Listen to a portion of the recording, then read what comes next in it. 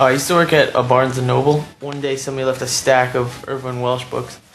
And as I was picking them up, that phrase caught me on the back. It was talking about how his stuff was coined as chemical romances. And I was like, wow, I'm surprised nobody's used that as a band name yet. It just fit so well on so many different levels. The band name meant so many different things having to do with antidepressants or alcoholism. It had a lot to do with the overall picture of what we were, saying.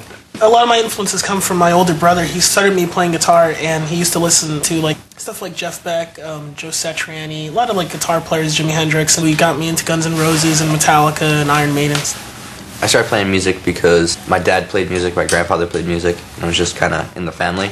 Kind of fell into it, and then started playing guitar because I like to write songs. My dad started me on listening to blues, Richie Havens, other folk guitar players, and I learned about hardcore and got into that. I think the first kind of thing for me was a band called Rush.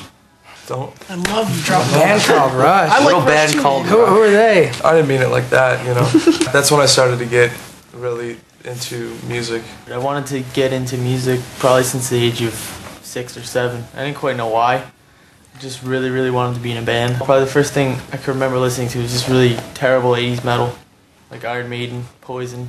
As I got older, I moved more into punk rock, pop punk, and stuff like that. I was very influenced by Iron Maiden early on. That was probably the first band that somebody was nice enough to have me discover while I was wearing a Poison t-shirt, which was very embarrassing at the time.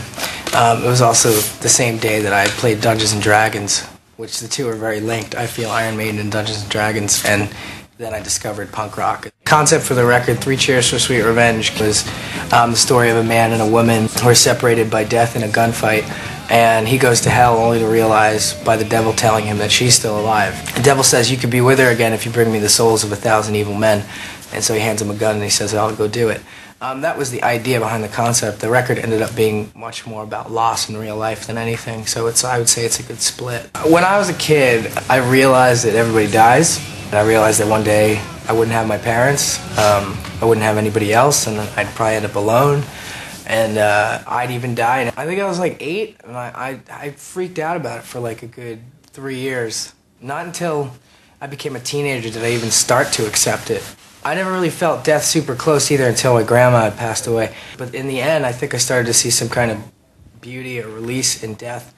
And I think that made it even more so to become death obsessed. I think I was inspired more by movies than any musicians. There's a movie called Phantom of the Paradise by Brian De Palma, which is this rock opera from the 70s. Just like Rocky Horror Picture Show and rock operas and things like that. Because I like the element of theater involved in them, and I like the storytelling and the lyrics. That's what I like about Nick Cave or Tom Waits, is they're big storytellers. The blood on our hands and face during concerts is all real. Yeah. There was a time where I was pouring fake blood on myself to emulate the guy on the cover of the record. But other than that, any other blood you've seen has definitely been real blood. There was an instance in Detroit where Ray got his head cut open, and people thought it was fake for the longest time, and his face was a mask of blood. I was terrified for the rest of the set. So Frankie hit me with his guitar. Oh, weird. Well, he was missing a tuning peg. His fault, And so if you lose a tuning peg, you just have a jagged piece of metal sticking out. And just went.